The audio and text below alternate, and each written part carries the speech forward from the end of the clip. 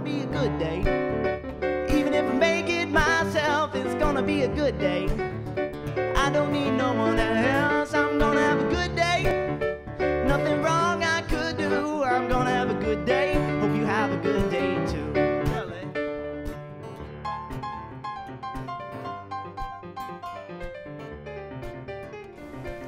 Good morning, I'm Trish Pahanik, and this is Cynopsis, your first early morning briefing. It's Friday, December 21st, 2007, and here is today's top story.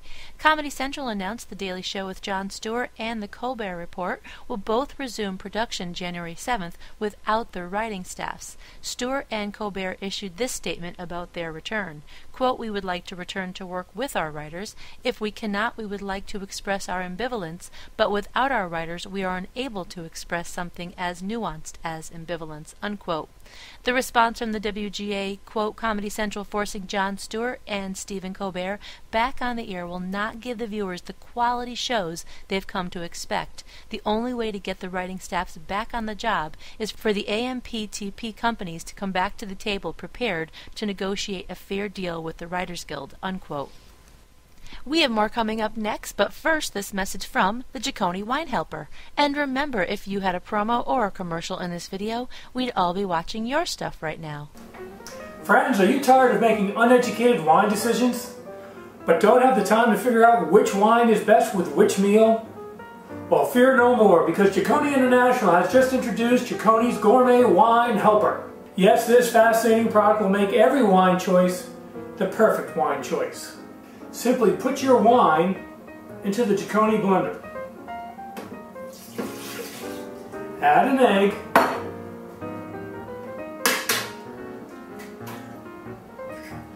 And then 1/2 a hot dog.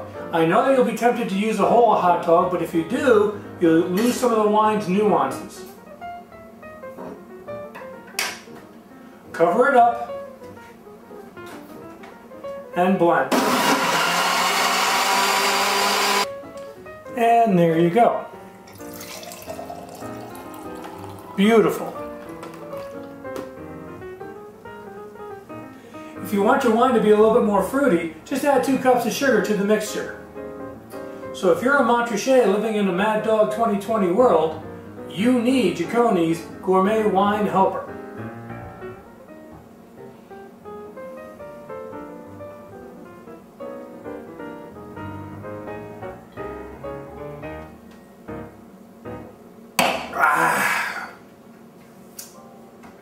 That's some good wine.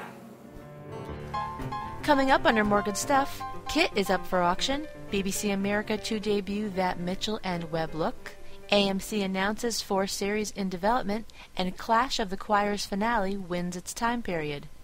Well, in the nick of time for holiday gift giving, an original KITT, one of 4 talking cars driven by David Hasselhoff in the 80s Knight Rider TV series, is up for sale on eBay. Now, as of yesterday, one bid for $20,000 was posted for the black 1984 Pontiac Trans Am.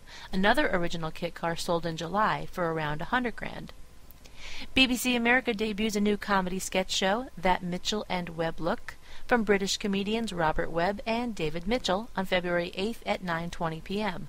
The comedy duo behind the sitcom Peep Show collect a group of colorful characters and rely on Monty Python influences as well as Peter Cook and Spike Milligan. Well, MTV's Tuesday finale of A Shot at Love with Tila Tequila posted a 5.9 persons 12 to 34 rating and 6 million total viewers on average.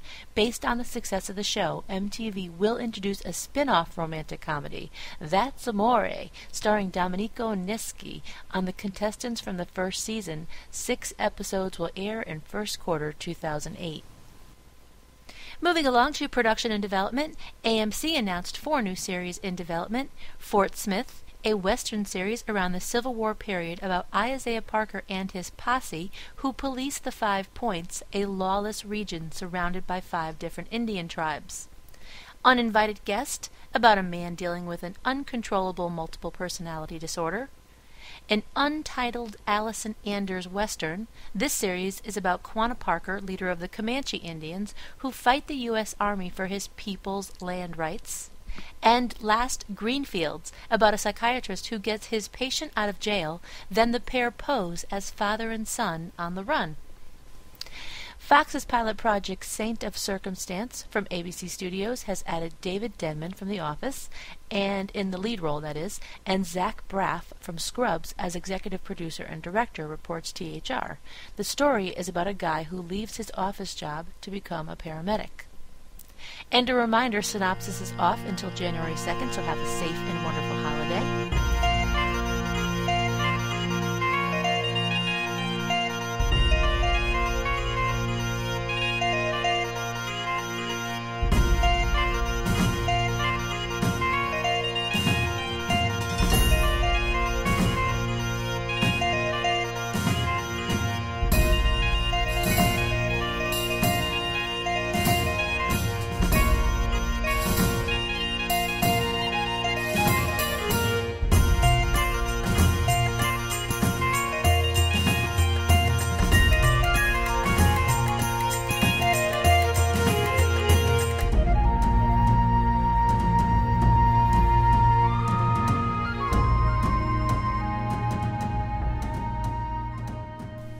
Here's the rating summary for Wednesday. CBS finished first Wednesday night with a 2.78, adult 18 to 49, according to final national ratings from Nielsen Media Research.